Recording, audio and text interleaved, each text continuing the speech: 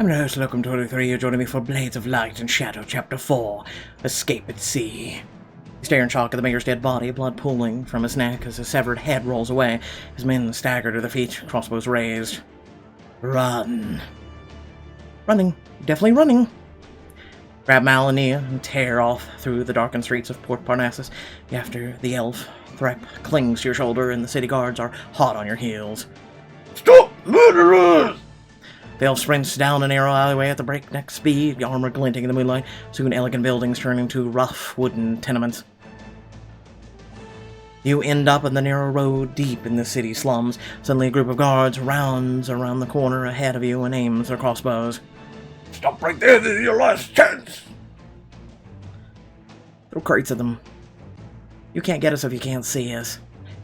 Grab 2 empty crates and lob them at the guards. The crates splinter in their faces, obscuring their view and making them stumble. Don't let them get away! Too late for that. The elf sends flares of dark energy at the guards, blasting them off their feet as you and your companions dash past them. He nods at you. Who's thinking? Hurry! We can hide inside here! You dash into an abandoned tenement building and run for the far wall, where you crouch in the shadows with your companions. Threp flutters his wings anxiously. As lovely as this abandoned slum is, we need to think of a more permanent solution. Shh! Someone's coming. Several sets of footsteps approach the tenement, and a figure blocks out the light in the doorway. He flinches as he yells out. Keep searching the streets, I'll check the buildings. As the rest of the guards clatter away, this one takes a tentative step inside, raising his lantern high. You hold your breath, certain he can hear the thunder of your heart. But his light doesn't quite reach you, and he turns and heads back out to the alleyway. You wait for the guard's shouts to fade before whirling on the elf. So, your help is greatly appreciated and all, but who are you? You may call me Tyrael of House Starfire Fury. Oh, that's great, a stuck-up elf noble who just saves your hides. Remains to be seen. Nespa, how? I thought... Hey, we're asking the questions here. What in 3 hells happened back there? Have you been following us? Hero glares at Mal before turning his attention to his blade, studying the edge for nicks. I've been hunting, seeking out those who have fallen under the influence of the Shadow Court. You know about the Shadow Court? Gives her a look that could wither roses. Don't be daft. He opens her mouth to snap at him, but he doesn't give her the chance. My hunt brought me to Port Parnassus, where I've been tailing the city's mayor. He was deeply corrupted. Okay, but... doesn't explain why you're helping us. Whoever said anything about helping you, the corrupted mayor was my target, and I dealt with him. You happen to be bystanders. Well, great. So I guess if you're not helping us, you can just get up and leave, then. Say hi to the city guards as you pass by. Oh, by all means, if you'd rather fend for yourselves against the court, I'll leave you well alone. Though it'll be your heads rolling next time. Why are you so hostile? All I want to know is why you're helping us. His hand clenches around the hilt of his blade.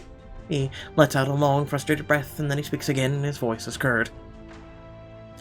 I've seen the Shadow Court corrupt enough innocent people. I will not stand idly by and allow them to do more harm if I can stop it. That is all I will say. At a tense moment, Mal speaks up. So this mayor who was trying to frame us as murderers was under the orders from the Shadow Court? He looked human, mostly. The boundaries between our worlds are thinning, weakening. The court uses the shards to reach out to the greedy, to the cruel, to the weak-minded. It seduces them to their will. So they could have agents everywhere. Hero scowls as he resheaths his blade. Not for long. The question is why is the Shadow Court after you? Who are you, and how did you come across them at Nespa? You recount your entire journey to him, and watch as his expression grows increasingly serious, which you wouldn't, or have thought possible. Which brings us to where we are now, on a quest to recover the remaining shards, and bring them to White Tower for purification. You would seem our journeys are the link, then. Wherever the shards are, those under their influence are sure to be close by. I'll accompany you on your hunt for the shards, but I won't let you slow me down. Oh, that's wonderful. We could use some assistance. As you possibly noticed, Hang on. I'll slow you down. You're the one murdering your way across the realms. We just want the shards. Tyrell's hand rests menacingly on the hilt of his blade. Those too far consumed by the Shadow's corruption have to die. They're already husks, puppets of darkness. I'm doing them a kindness, not that I expect you to understand that. We need all the help we can get. Nia's right, Mal. We had no idea the mayor had been corrupted until it was too late. Tyrael knows what we're up against. Not only is that invaluable, it'll keep us a lot safer. I'll do whatever I can to aid you until the Shadow Court is dealt with. You have my word. Mal glowers at Tyrael a moment longer, and you practically feel the air crackling between them before Mal slides his gaze to you. You better be sure about this, Rain. It's your brother whose fate hangs in the balance after all. You think I don't know that? Every choice I make is with Kate in mind. Mal lets out a weary sigh, running a hand through his hair. Rain, team's got one more member. That'll be worth nothing if we don't get out of town and real quick. We're wanted murderers now. I can find us a smuggler, no problem, but for hot merchandise such as ourselves, it's gonna take a whole lot of coin.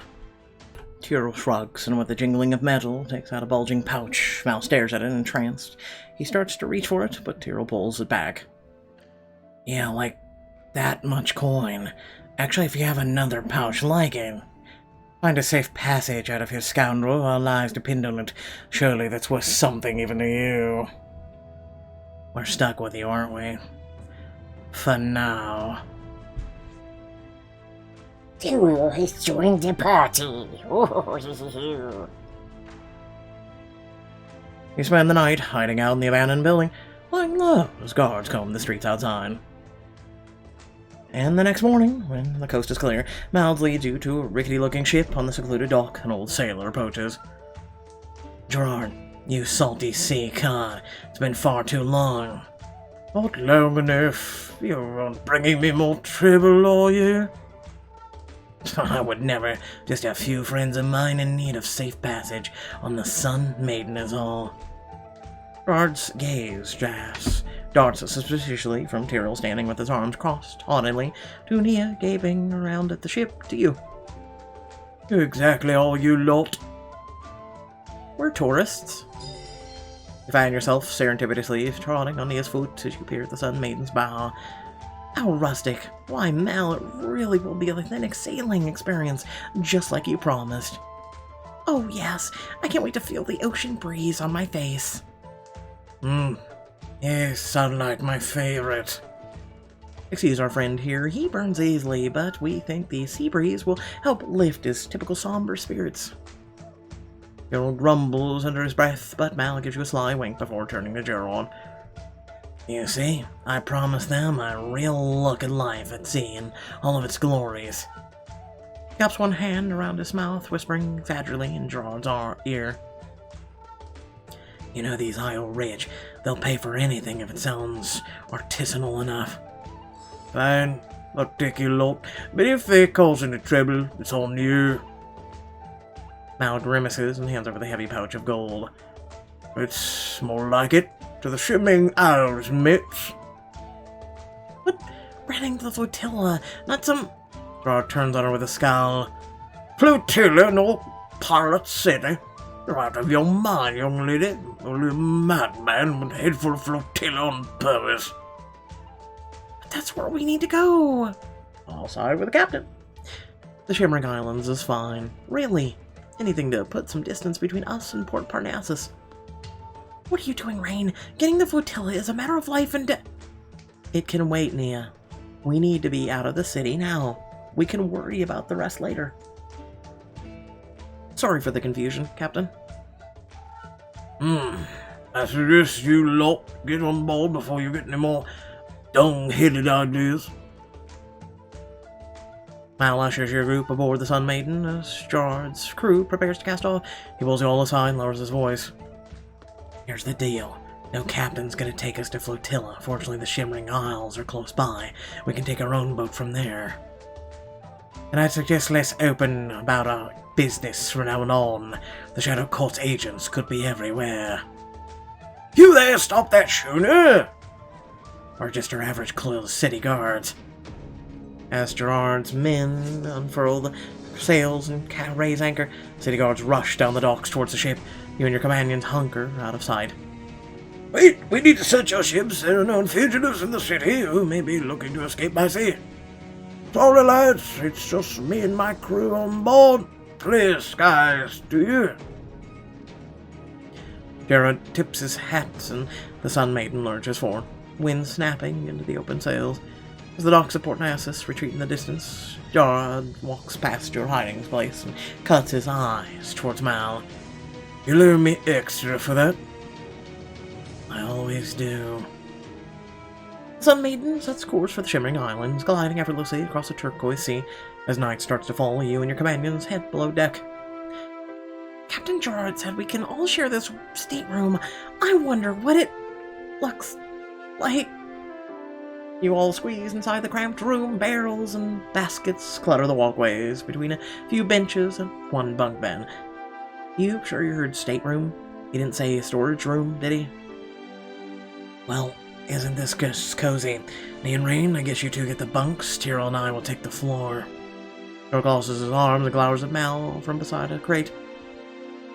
And what gives you the authority to make my decisions for me? You're saying you want to kick me, a priestess of the light, off her bunk? Just so you can get a good night's sleep? Nia stops, climbing halfway up the ladder to the bunk, her face falling. Oh, I'll give you my bunk if you want, Tyrael. I was just going to take the top because the other acolytes never let me have it, but that wasn't what I was saying. Don't worry, Nia. The light will show a scoundrel like him the error of his ways soon enough. Girl pins Mal with a glare sharp as his blade. I cannot decide whether it's you I want to throw overboard or myself. Guys, calm down. I have the perfect solution. Tyrael can sleep with me. Excuse me? My bunk's not exactly big, but that'll just make it nice and cozy. Tyrael blushes and clears his throat loudly. You are always so forward with strangers you've just met. When they look like you, always. Kid, come on. He barely joins a team and you're already flirting with him? Diplomacy, my dear friend. Prep pokes his head out of the Nia satchel and stretches his mouth wide in a deep yawn. If you don't mind, I could use a little catnap. And I would appreciate it if you would quit your squabbling. He leaps to the top bunk, curls up, and falls right to sleep. Thrap has a point, you know. About sleep? Yeah, I love it too. No, about squabbling. We need to work on our teamwork. If we're gonna travel together, that means Mal and Tyrael will have to try and get along. Priestess, don't rain on my parade. I'm perfectly capable of getting along with anyone who is able to act civil. Well, he's be useful if we run into pirates, at least. He's even pricklier than they are. Will we run into pirates? Traveling merchants and rivermen told horror stories about pirates attacking ships for loot and prisoners. Rain, flotilla's basically a bunch of pirate ships slashed together. A city floating on the ocean. We'll probably see pirates. Silence settles over you as you all think of the quest ahead. Nia sits beside Thrap, swinging her legs over the side of the bunk. We're really on our way to Flotilla. Maybe even to another shard. Can you believe it?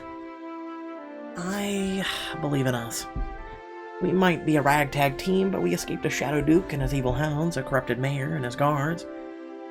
Don't forget we stole an onyx shard right from beneath said Shadow Duke's nose. We met Throp. We found ourselves a safe passage over the sea. We all turn to Tyrael, whose lips twitch in amusement for just a second. And you've also recruited yourselves a formidable ally skilled in weaponry and magic. Congratulations. Hey, we were talking about teamwork and he only complimented himself. Can he do that? My catnap. Okay, we get the message. You get your shot eye with the rest of us, the night's still young. Mal leads you all out onto the deck, but while he pulls Nia towards the table where sailors play cards, Tyrael makes a beeline for the railing. You follow him, mirroring his posture as he folds his arms over the railing and gazes up at the sky. He has a complex look on his face, thoughtful, even haunted. Mind if I join you? He shrugs, glancing at you from the corner of his eye before returning to his stargazing. Can't stop you. Well, technically you probably could. A flash of your sword, a little magic, some of that trademark scowl. You see his lips twitch for a second time. He visibly struggles to stifle a smile. Fine, you got me. If I minded your company, I would ask you to leave. So I suppose you're welcome to join me if you'd enjoy looking at the sky, and my company seems adequate. Who is this mysterious elf, and what does he really want? This is your chance to get closer to him, to learn the truth. Listen, I just want to touch your mythical blades. Social quest, the wonder. Keep him company. Your company seems more than adequate. This guy's pretty nice, too. Tyrael grunts, and the seconds tick by. So I guess you're leaving it to me to break the ice? Ice breaking isn't one of my talents. You too? Really? Never would have guessed. So, what are you, thinking about? Tyrael shrugs, squeezing something in his hand. It looks like a signet ring of some kind. A passage of time. Ah, yes. How delightfully vague. Is it for humans and orcs, maybe? But elves, time means so much more. Because you live longer? That seems nice. It can be taxing, waiting so long to see the results from your efforts. Like your efforts to fight off the Shadow Court? His eyes narrow slightly, like he's looking at something far beyond even the horizon. Something like that. Other things too. There's plenty I've left undone. Follows gaze out towards the vast and endless ocean. It makes you feel tiny, like there's so much to the world you don't even know about. Tonight I should be in Undermount, leading a toast to the legendary archer, Lentris. Instead I'm here. It's strange, where's time's passage takes us. Do you wish you were in Undermount right now, leading the toast? You're surprised, his nostrils flare, and he squeezes the ring tight in his hand. No. Waste of time. I have more important things to do. You can't hold back a quiet snicker. He looks at you in confusion. Sorry, it's just, wow, you're awfully serious, aren't you? His mouth twists at that. Still not quite a smile, but you get the sense he's amused at least. He clears his throat. I suppose I am rather serious, but I wasn't always this way. But things change. Things do change. What changed for you? Something dark flashes across his face, and he squeezes his eyes shut, taking a deep breath. If it's too personal, you don't have to... Let's just say I trusted the wrong person and leave it to that. His fingers grip the wooden railing tightly. You avert your gaze, giving him a moment to compose himself. Life was so much easier when I felt things were limitless. I thought I'd live forever, if I want for anything. But now I've seen the danger the Shadow Court poses. As long as their corruption spreads, I can't rest. I must fight it. That's a lot of pressure to put on yourself. He chuckles in a show of bravado. Maybe. But someone has to do it. I have the skills, the will, and so it might as well be me. Suddenly his eyes widen, and he points towards a spot in the water. Look, a fish. You peer over the railing. Just beneath the surface, a school of glittering fish dart around the ship's bow and stream along the side. What are those? Are they glowing? I just said they're fey fish. They give off their own light, and the scales are like jewels. They're beautiful. Yeah, they really are. Realize how different Tyrael sounds. Slightly breathless with awe, but you're distracted by the fey fish dancing alongside your ship. Gradually, they change direction and dart out to sea, leaving a glowing trail in their wake. Tyrael continues to stare after them in silence until you elbow him. Wow. So you were pretty into those fish, huh? Well, the truth is, this is my first time on a boat. I'd only read about fey fish before. Seriously, and here I thought you were an experienced traveler, the lone wolf on yet another quest. Elf, not wolf. His cheeks darken for a moment as he looks away. He crosses his arms, his armor clanging loudly and awkwardly as he does. Actually new to this adventuring business too, if you must know. Though I assure you I'm well trained and well prepared. Yeah, that was apparent enough when you cut the mayor's head off his body like you were slicing a cake. Are you sure you're not a soldier or something? A secret assassin, maybe? I won't tell if you are. Tyrael shakes his head and then opens his hand, revealing the signet ring is resting on his palm. Actually, I'm heir to the house Star Fairy. Oh wow, so you're a lord? Lordling? Dukelet? Sorry, I don't know anything about the Elven Society. Lord. Now Star Fairy is one of the oldest, wealthiest, and most powerful houses in Undermount. In the ancient days, we bartered trade all across the realm, patronized the arts, universities, and commanded our own auxiliary forces. Sounds impressive. What about now? Now, it's a bit more complicated than that. Being a lord sounds like a burden. Being the heir to something with a legacy that big, that must have been a great deal of pressure, especially when you were so young. Everything was about promoting House Star Fairy. We had to be the best, the richest, the most influential. Tyrael lets out a long, heavy breath, quirking a smile at you, but it looks sad and fades away quickly. From the moment I could read, I was expected to know everything there was to know. Not just about the Undermount, but about all the realms.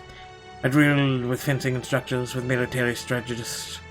Had tutors for everything from etiquette to poetry to mathematics. And I could forget about friendships. I couldn't so much as nod at another elf without contemplating the political ramifications. So you're saying you didn't really have a childhood? No. But there were balls and council meetings to keep my interest, and I have seen how little others have beyond Undermount. Cade and I didn't have much growing up either. Still don't. But we were cared for, and we were free to do what we liked most of the time. That sounds very liberating. So, I'm just taking a wild guess here, but you must not miss Undermount, huh? He exhales as he slips the signet ring back into his pocket. You're wrong. When I was getting groomed to run House Star Fairy, all I could think about was how badly I wanted to escape. I wanted to see the realms, all the places in them that I had memorized on maps, gaze at the stars all the time. And now that I'm out here living this grand adventure, I can't tear my thoughts from home, because no matter what, it is my home. Tyrael, you need a hug. Excuse me? You place one arm around his shoulders and offer him a quick squeeze. There. That's all. But your pain was rolling off of you in waves, and I just had to do something. And between you and me, I'm glad you decided to venture out of Undermount with us, even if it's just for a short time. He rubs the back of his neck, trying not to smile. I didn't have much of a choice, but thank you. We'll strike down the Shadow Council swiftly, and then perhaps I can return home. You both stand there a while longer, watching the twinkling stars and shifting sea. Eventually, Tyrael speaks faintly. Rain. Yeah? For a second, you think he's gonna pretend he didn't say anything. But then he meets your eyes awkwardly, clears his throat. Thank you. Anytime, Tyrael. Anytime. Hey kid, elf boy. What are you doing all the way over there? Fun's this way. You lean back from the railing, giving Tyrael a nudge. Come on, let's go see what this fun is. Why do I anticipate it will give me a headache? I'm liking him more and more. You and Tyrael join Mal and me at the card table, where you're quickly embroiled in the competition. Ha! Diamond crown trumps your golden chalice every time. What in the... Oh, you sure he isn't counting cards? Mal gathers his newly won coin and adds it to the pile in front of him. Don't need to count, lads. I'm all just gifted. A gifted liar, maybe. Now come on, join. the end of the next round, Tyrael places a card on the table and snarls as the sailor slaps one down over it with a whoop. How does your crystal guppy beat my double-edged sword? Blades cut fish. Blades rust in water, and besides, this crystal is diamond. Diamond, eh? Perfect for my pirate's chest. You slap down your own card, and everybody groans as you draw the pile of coin closer. Kate and I spent more than a few evenings in the taverns gambling with the locals. I know my way around a card game. Well, that's what I'm talking about. One more round. But Tyrael and I have run out of coin. You can always bet your clothes. Rain, I could never. His armor is the finest Elvis craftsmanship. To leave it aboard this boat would be travesty. Excuse. I would bet my sock. That's a start. The round ends with the largest pot so far, and once everyone has played their cards, Tyrael slaps down a deception of a stormy sky rent by lightning. Heaven's fury. I believe that makes me the victor.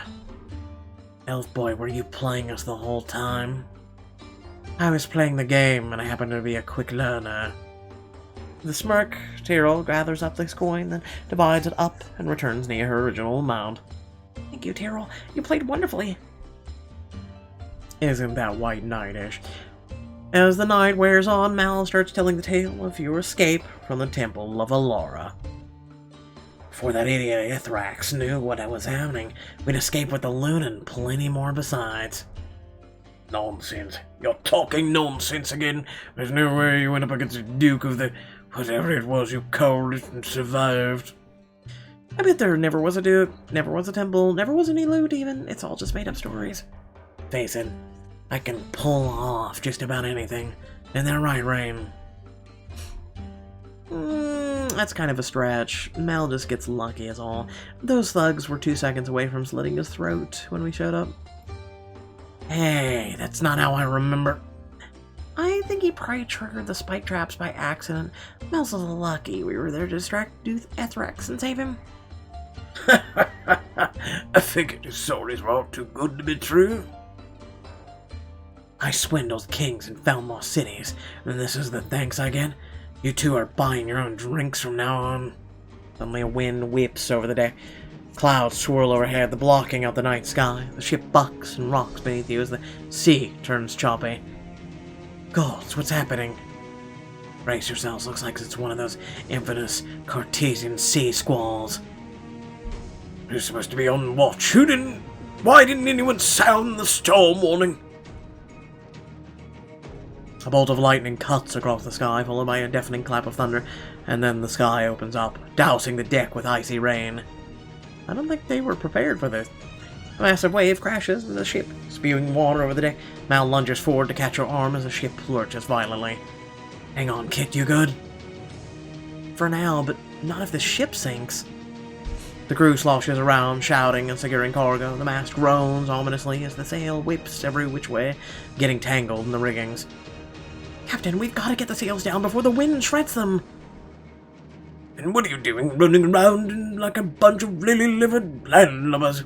Somebody get up there and pull down the down sails. I can pull the sails down, Captain. I'm good at climbing things. Have you ever been on a ship before? Do you want help or not? The ship hits you sideways, and Gerard swears. He tosses you his dagger. Cut the rigging if you have to. We can brace the ropes easier than those sails. Aye, aye, Captain. Grab hold of the dangling rope and begin your climb. Gale force winds and torrential rain batter you from all sides, but your human agility keeps you from falling. The ship isn't sinking on my watch. Scale your way up the crow's nest and begin sawing at the riggings with the captain's knife. Lightning slices through the sky and you feel an ominous crackle of static. Come on, come on. Finally you slice through the rope. Shaking rain out of your face, you ease your way back down the mast with the mainsail in tow. You did it, kid. I thought you'd been fried by lightning for a second there. Well done, Skipper. Let's get inside and dry you off. With Gerard beaming behind you, you head back below deck. By the next morning, the storm is abated, leaving the waters sparkling and serene. You make your way on deck, where your companions are having a tense conversation with the captain. Ain't no choice, lad. The other is headed straight for the Isles. What's going on? The storm blew us off course, and Gerard wants us to just sit here, bobbing in the middle of an ocean, doing nothing. If we head towards the Shimmering Isles now, we're sailing right back into the storm's path. We're to wait it out until it passes. But you said it might take a few days. That's so long. Right? That will be that much further behind the court. Tyrael stalks away. Neil lets out a sigh and follows him a moment later. You look over the water at the nearby chain of tiny islands jutting from the sparkling sea. Bright sandy beaches dazzle in the sunlight as palm trees sway gently further inland.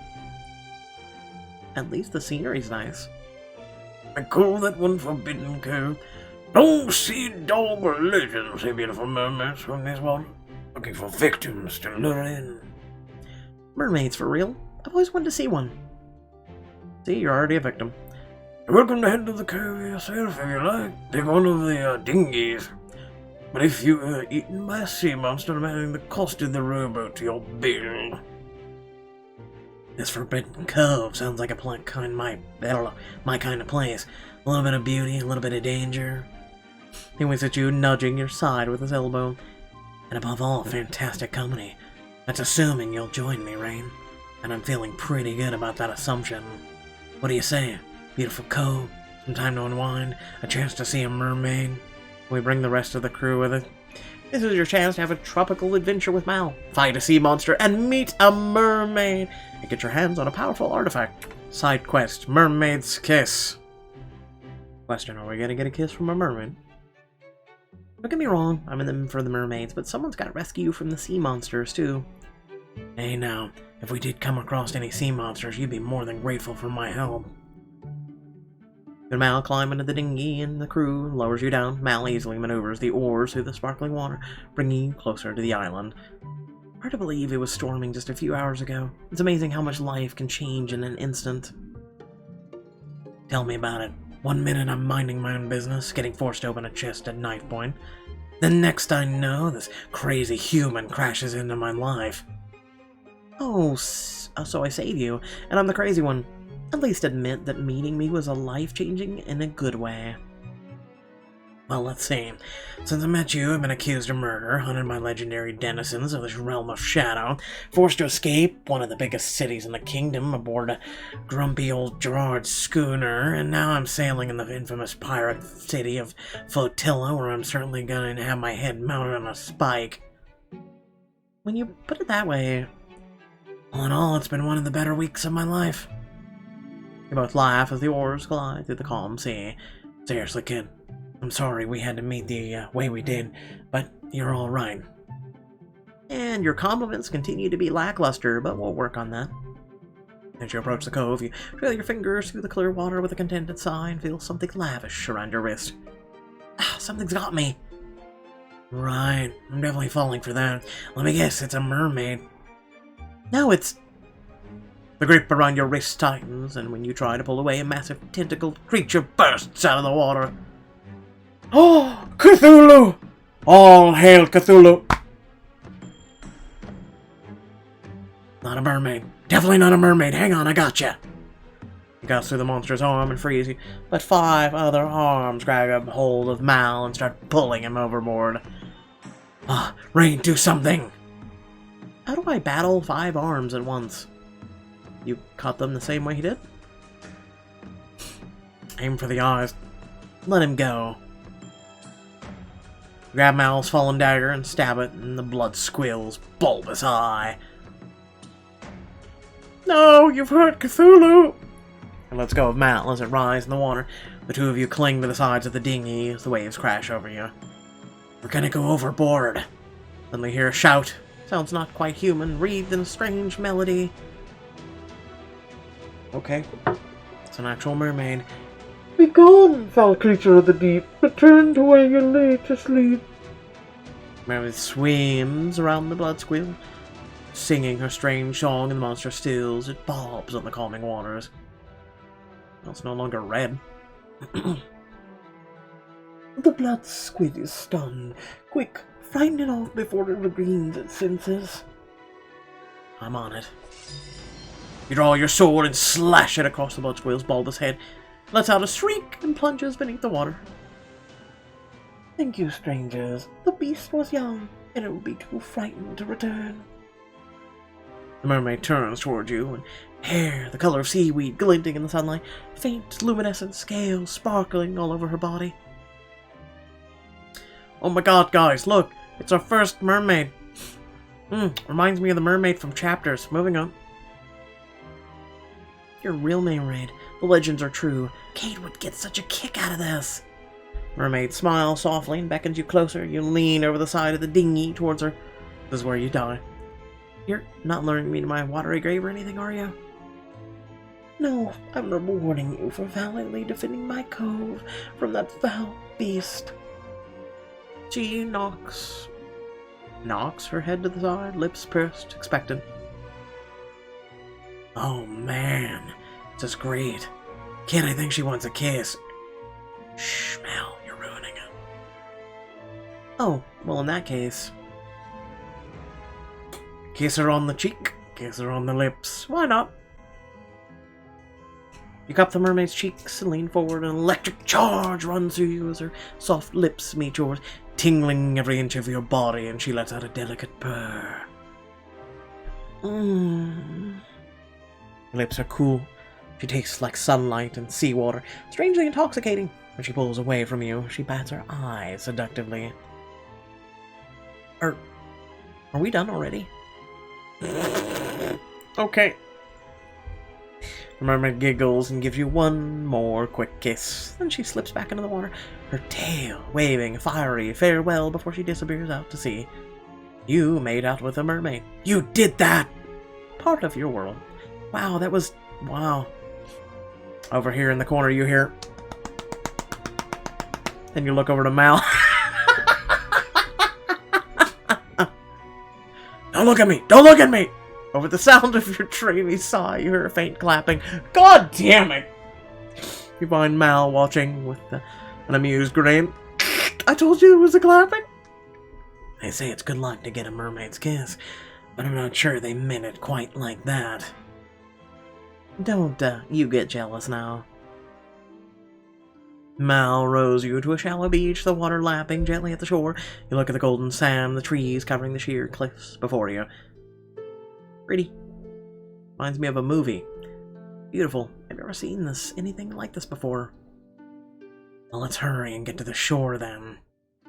He yanks off his boots and then rolls off the cups of his trousers before jumping out of the knee-high water. You hop out of the boat as well and help him drag it onto the shore.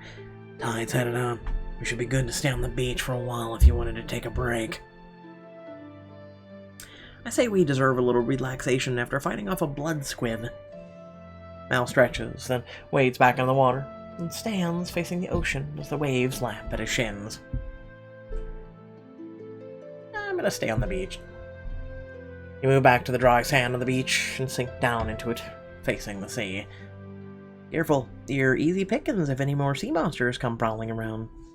Mal turns and looks at you with a mischievous grin.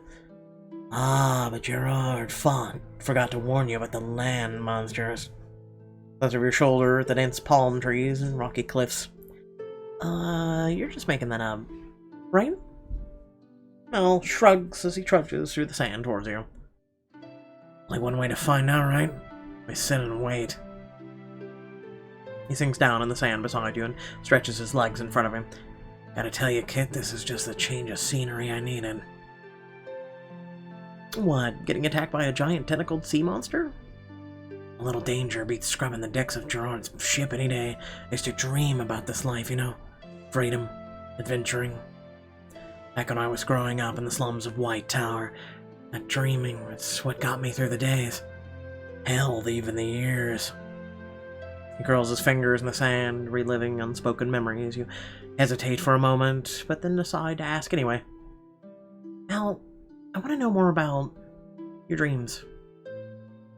Your dreams, then. Your dreams now. If things have all turned out the way you hoped. Al laughs, though it sounds bitter. Kid, things never turn out the way you hope. especially not at first. White Tower's a place of high highs and low lows, and I started pretty much at the bottom of a refuse heap. Picks up another handful of sand and tosses it moodily at his feet. Every day I'd see those nobles rolling up in their fancy gold leaf carriages, their amulets winking at me in the sunlight. I never believed in fairy tales, though my mother used to love to tell them. But I decided I was going to have what those nobles had one day. And I knew I was going to take a whole lot of work, ruthlessness, and cunning to make my way in the world. Sounds like a harsh way to live, especially from a young age. He digs his fingers in the sand again and makes a fist. Life in White Tower was harsh, but I figured what a respectable noble doesn't have a morgue full of skeletons in a closet. He relaxes, letting the sand slip through his fingers. Fortunately, I found out quickly I had a gift for acquiring things. Sure beats joining an assassin's guild and stacking up skeletons, huh? Are assassin's guilds even a real thing? Yes, they are. Sure, if you know where to look. Don't look, though. That won't end well. Note taken, but I doubt a life of acquiring things has been all that easy either. I prefer the title Treasure Hunter. Thank you very much. And no, it hasn't been all that easy. But I always dreamed of being able to see the world, buy the finest things, meet the most interesting people. And here I am, hunting treasure while seeing the world, while meeting the most interesting people. Nudges your leg with his. Still working on the buying the finest parts thing, but maybe we'll find something special in Flotilla. Huh. I'll hold you to that. As the sun begins to set, you notice something shiny wash up beside your dinghy. Distantly, you hear the mermaid's enchanting melody. Mel, I think she left us something. You kneel down and pick it up, watch it be a fork. This is the dinghy. This is the dinghy. You use this for your hair. Yes, it's dinghy. I've never seen anything like this before. Huh, I think I hear something. Raise the shell to your ear and hear a faint voice calling to you in a language you can't understand. What in the world, Mal? Any idea what the shell is? You got the shell of the beyond. No, but I bet we can find someone who's willing to pay for it. You roll your eyes, giving Mal a good-natured shove. You keep a firm grip of the shell as you push the dinghy back into the water. Mal catches your eye. Hey, kid. Thanks for coming with me out here. This was fun. His grin is easy, carefree, luring out a returning smile of your own. It was just the adventure I needed. 2 long days pass. And finally the Sun Maiden resumes its journey towards the Shimmering Isles. Couldn't be more than a few more days, mates. I hope you know what you're getting into. Nia sits on the deck with Threp in her lap, staring at the sea as it whizzes past.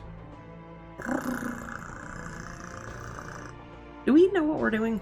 I don't know much about how it works. Nia scritches Threp behind his ear. Scritches. I read a book about all the Orcish war strategy. Everyone speaks of them as menacing raiders, but they actually follow a strict honor code. Granted, they usually warred with other Orc clans, but now that Vintra Tal Kalanes united them, they seem to be attacking elsewhere. Elsewhere being places where the shards have been, if the library has any indication. Ah, sounds like we're sure to receive a warm welcome. Suddenly horns blare out over the ship. Sounding an alarm, Gerard roars orders to his crew. All hands on deck to arms, you scabs! You and Nia run to the railing as Mal and Tyrael scramble up from below the deck. What's happening? Another storm? No, out there on the horizon. She swallows, pointing out, and in the distance you follow her gaze to a massive ship looming out on the sea, gaining on the Sun Maiden with impossible speed. Their flag. They're flying the Kraken. Pirates, prepare for boarding! Boarding? They're coming onto our ship? You should get below deck, priestess. Take Threp with you. This is gonna get ugly. The pirate ship cuts through the waves, streaking at you like a missile. You see all scrambling on the deck, preparing harpoons and drawing blades. But it's one in particular that catches your eye, the wildest and most dangerous looking of them all. Hey, it's a person I still don't have a voice for yet. Shit. Who is that? Before you can finish the thought, the pirate vessel pulls up alongside your schooner and launches a fury of harpoons, jarred bellows from the helm. Fight like your lives depend on it, you dogs! Don't give up my ship! Harpoon lines pull taut. Orcs rappel over. One lands behind you, brandishing 2 swords. You don't look like a big deal. I'll make this quick. He slashes you with a guttural war cry, and you barely duck out of the way in time. Outspar her. Not a big deal, huh? I'll make you eat those words. You draw your sword and parry your strikes with ease. With lightning-fast motion, you duel her backwards towards the ship's railing. Saltwater, where did you learn to fight like this? Oh, a little town called Riverbend. You've probably never heard of it. With a final flourish, you disarm her of both of her blades at once and strike a kick square in her stomach. She topples over the railing. Bye. Pirates and Jared's crew clog the deck, the shouts filling your ears, and the air is already thick with the smell of blood. Suddenly you hear a scream. Rain, help! A hulking orc is near pinned against the cabin. Threat hisses from her shoulder, swiping in the air. Stay back. These claws can take out an eye. Looks like I found myself a damsel in distress and her little pet cat. Fire an arrow. If only. Throw a plank at his head. Get away from her. You pick up a wooden piece of rubble and chuck it at the orc. It hits the back of his head and he slowly turns around. You'll regret that. Boy, I'm gonna grab you by the horns, bend your ass over, and give you a spanking, then kick you off this ship. He lumbers towards you, shaking the entire deck. You take a step back, but bump into a pile of barrels behind you. I'm gonna sidestep him. You're making this too easy. You wait until the orc is a few paces away, and then step to the side. He crashes into the barrels, getting buried as they topple over him. Oh, get me out of here! Oh, you're a lot of brawn, but you don't have much brain, do you? Sailors, stand down! His voice booms over the fight. Everyone looks over to him in the middle of the deck. An ominous silhouette looms behind him, holding an axe to his throat. Okay, alright. I don't know her voice, but finally I'll give her one. We're going with a kind of a Stella thing. Let's go. Good call, Captain. Especially since I've got those trained on this little dinghy you call a ship. She points towards her ship, where a line of enormous wooden catapults are pointed right at the Sun Maiden. Mal elbows Tyrael. So, elf boy, you, got any magic that can stop a catapult? Most definitely not. Mal tosses down his blade. We surrender. As the pirate leader greetings her crew, makes its way through the ship, rounding up the Sun Maiden's modest crew and dragging you to the center of the deck. Let go of me. I can walk fine on my own. We don't mean any harm, I swear. Oh, watch their wings, you brutes! You'll regret this. I have some powerful friends in the Royal Navy. The Royal Navy? If you think they're a threat, you must not know who I am. The name's Imtura, old man, and your cargo is now mine, as the rest of you. Don't make any funny moves, and I might spare your... Ooh! Imtura spins around with the deafening bellow from the horns. What's your crew playing at, old man? Captain, something else is trying to board. Something heavy hits the side of the Sun Maiden with a thunk.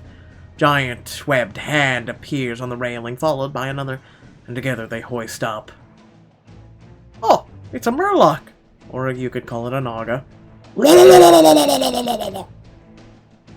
Yes! Yes! I've waited my whole life! Finally! Cropters! Across the seas now of old times. Everyone, Grab a weapon now! Pirates versus sailors versus Groptars. Who will win? And how will you ever get to Flotilla? Well, we're with orcs right now. How else do you think? Without further ado, thank you all for watching. Remember to like, share, and subscribe. And down in the description below, links to social media, Discord, and a few links to support me and my content. Hey, it's very much appreciated. You know, I put a lot of work into this crap. I guarantee you're not going to find these voices anywhere else. I promise you, you won't. I guarantee you won't. Anyway, let me know how you all thought I did today. Very much appreciated. And without further ado, I hope to see you guys coming over to Twitch, coming and watching me stream maybe. You know, chillaxing, playing b-ball outside of school where we can talk and chillax, watch some nice gameplay, get to know me better, and maybe get to know you better as well. Thanks for watching. Peace out.